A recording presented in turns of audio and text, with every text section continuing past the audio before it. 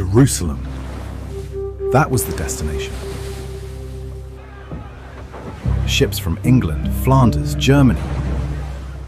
Hundreds of them. This was the Second Crusade. Then the weather changed. The fleet was blown off course onto the Portuguese coast.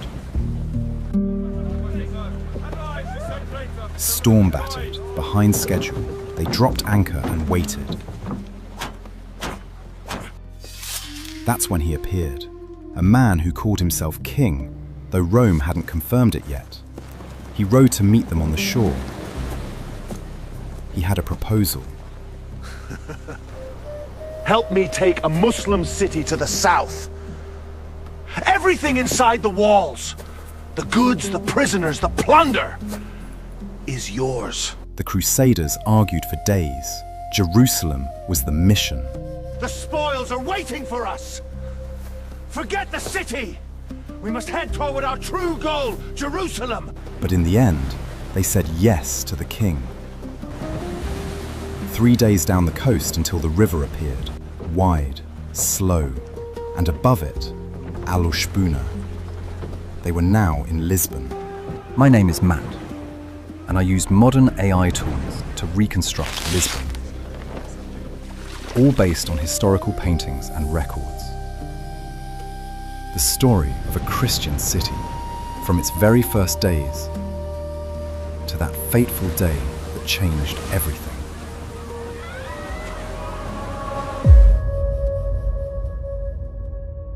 This is what the city saw from the walls. A siege tower taller than the battlements, ships blocking the river, thousands of men who had been waiting and sieging for 4 months. The city had been called Lisbon for over 400 years. The walls broke, the gates opened. The terms said the Muslims could leave with their lives. Some did. Those who stayed were pushed outside the walls, into a neighborhood called Moraria, the Moorish quarter. It still exists today. The city had a new name now, Lisbon. 108 years later, it would become the capital of a nation. But first, it had to survive. The last king of the founding dynasty died without a son. Only a daughter, Beatrice. She was married to Juan I of Castile, and Juan decided that made him king of Portugal. The Castilian king shall be our sovereign. Then it is settled. Most of the Portuguese nobility agreed with him. The merchants of Lisbon did not. They backed a different man, João, an illegitimate son of the old royal blood. No formal claim, just the city behind him. Juan came for Lisbon with everything he had. His army surrounded the walls. His fleet stretched a chain across the Tagus. Nothing got in, nothing got out. Inside, starvation. Outside, 20,000 men who weren't going anywhere. Then the Black Death arrived in the Castilian camp. Juan watched his army rot around him. Commander after commander dead. His own wife, Beatrice, the woman whose crown this was all for, struck down by plague in the siege camp. He burned his tents and retreated. The city had not won. It had simply outlasted. João of Aviz was crowned king the following year. His house, the House of Aviz, would rule Portugal for 2 centuries. And it was under the Aviz kings that Lisbon would become something the world had never seen. The Portuguese kings had been trying to reach India for 80 years. The man the king finally chose to finish the job was Vasco da Gama. This is the shore at Belém. This is the morning he left. 4 ships. His brother Paolo commanding the second. 170 men. A city that came to watch. Clergy, nobles, women, children. Nobody on that beach knew who would come back.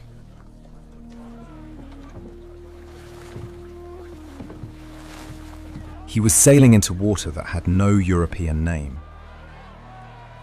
Toward a destination nobody from this shore had ever reached by sea. On a route that existed only in theory. The ships pushed out into the Tagus and turned south.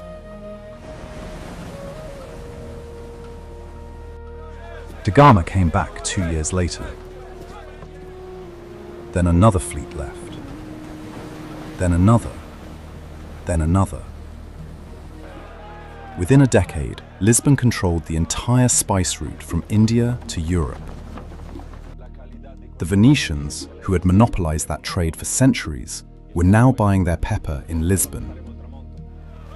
The city doubled in size, then doubled again. Nearly 200,000 people, 1 in 10 of them African. Then they found Brazil. The money built churches, palaces, monasteries, an entirely new architectural style.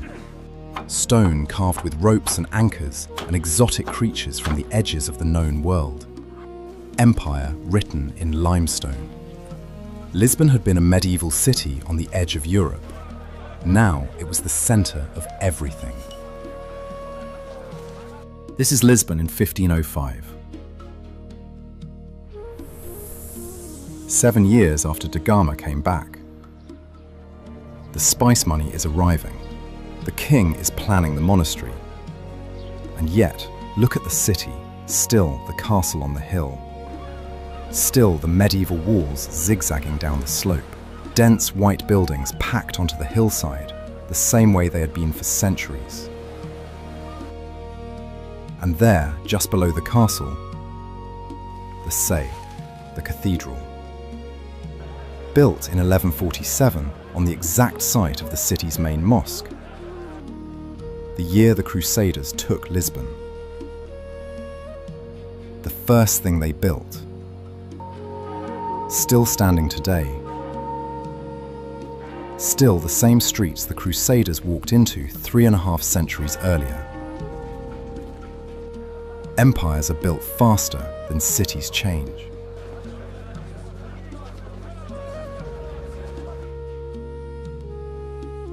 This is the Chafariz del Rey, the King's Fountain, a square on the Lisbon waterfront. Boats unloading at the quay, red-roofed towers, the city pressing right down to the water's edge. This is the payment. And the crowd, African men, Ottoman merchants, Portuguese nobles, soldiers, dock workers, clergy, every nation on earth passing through one square. A sack of pepper bought in India for 2 cruzados, sold here for 30. The King of Portugal became the richest monarch in Europe. The Tagus River had become the center of the world. And this is where that world collided every single day. This is Lisbon from the river, 1572. The castle still crowning the hill. The city cascading down to the water. Thousands of red rooftops, ships in every direction. The king had moved his palace from that hilltop down to the river's edge, so he could watch the ships arrive. Inside its tower, he installed the Casa da India, the entire administration of the empire. Every trade route, every cargo, every tax on every sack of spice passing through Lisbon was controlled from that building. Every ship that passed carried something that made Portugal richer. The men who made this map called it a flourishing trade center in Portugal. They were underselling it.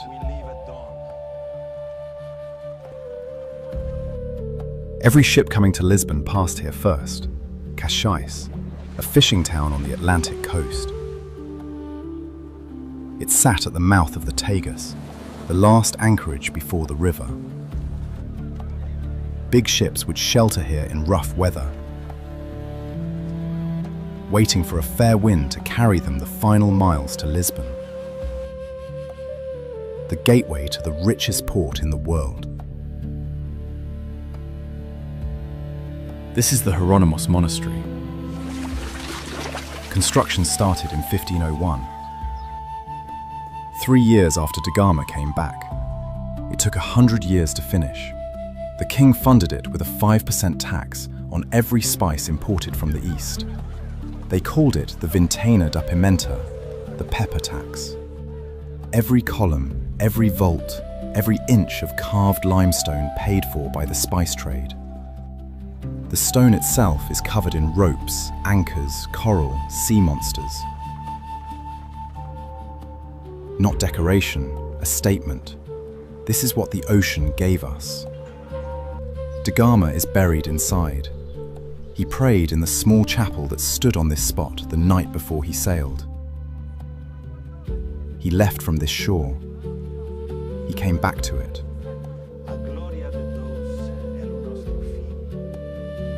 And the building that replaced that chapel is the largest monument Portugal ever built to the age he started.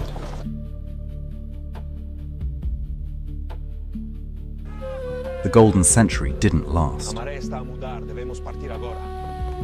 A king died without heirs. Spain took the throne. The Dutch dismantled the spice routes. The monopoly was gone. Brazil sent gold where India once sent pepper. Lisbon was no longer the center of the world, but it was still magnificent. And it would stay that way until one fateful day in the 18th century, but more on that later.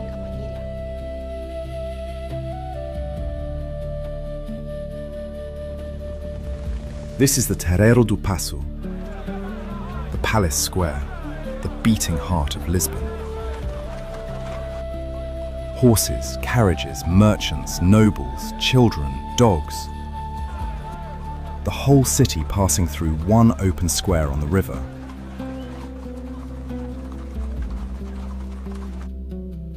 Behind it, the Ribeira Palace.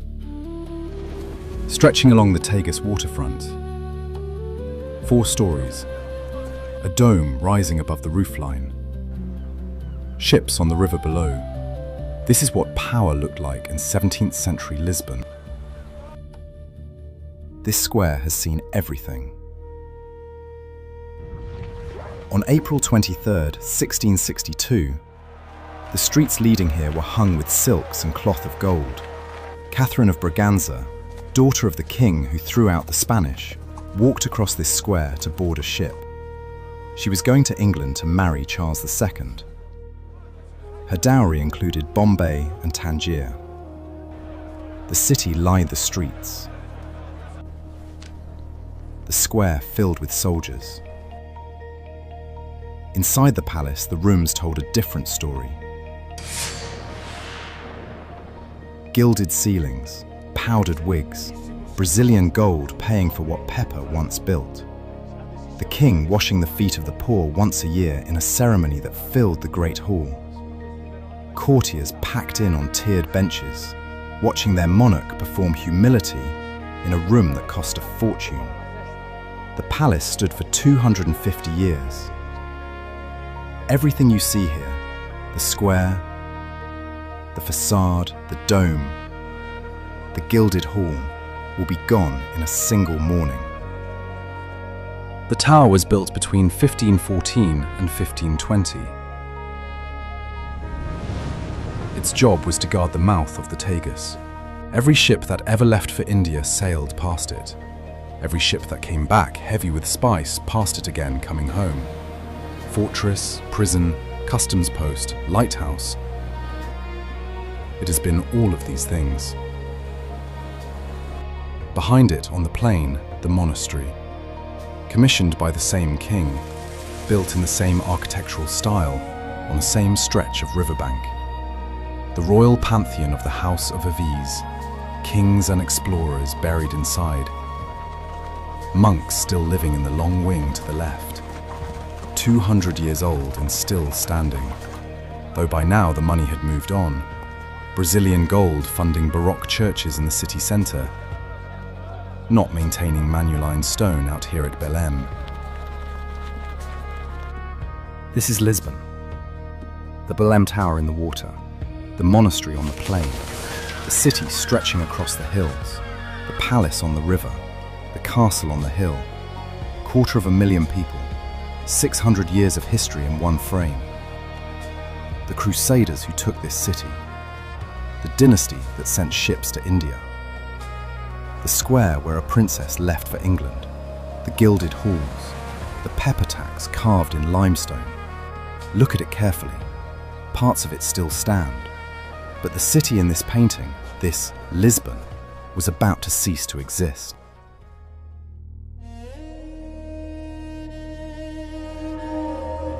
November 1st, 1755.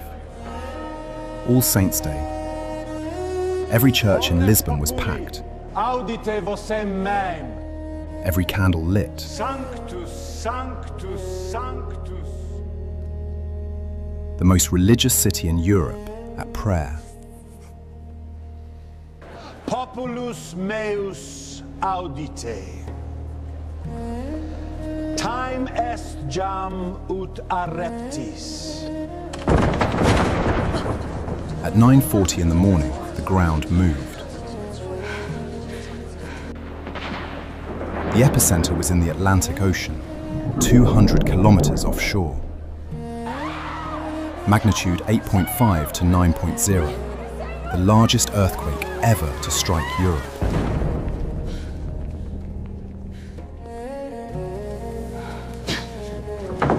The shaking was felt as far away as Finland. In Lisbon, it lasted up to 6 minutes.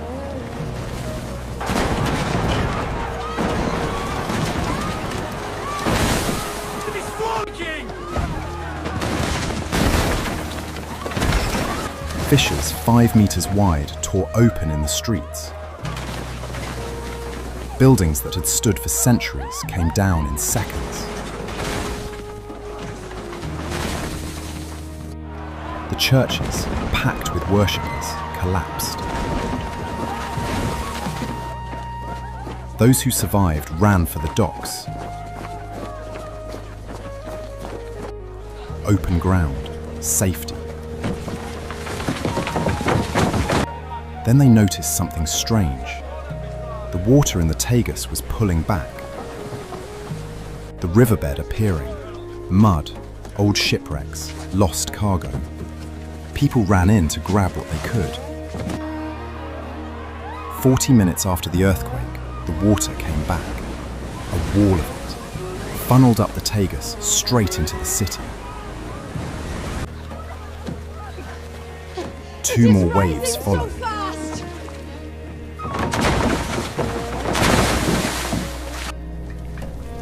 Fires burned for 5 days. 30 to 40,000 dead. 85% of the city's buildings gone. The city you have been looking at, gone. This is what was left. The cathedral, walls still standing. Roof gone. The same building that went up the year the Crusaders took this city in 1147, built on the site of the main mosque. 600 years of stone, earthquake, renovation, survival. The south tower collapsed. The roof of the nave came down, but the walls held. It was repaired, rebuilt, and is still standing on that same hill today. The churches, facades intact, interiors collapsed. The buildings that had been packed with worshippers at 9:40 that morning, every candle lit for All Saints' Day. The walls that held the congregation in had become the walls that crushed them.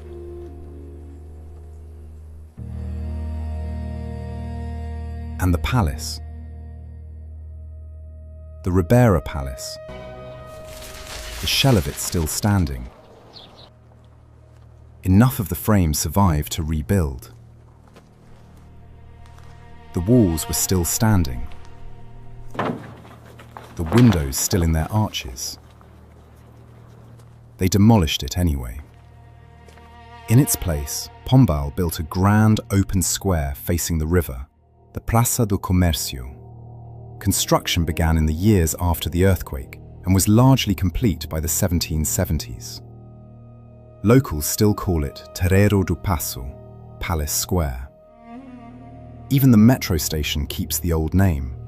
The palace has been gone for 270 years. The king refused to ever sleep inside a stone building again. He moved the entire royal court to a tented complex in the hills of Ajuda, outside the city.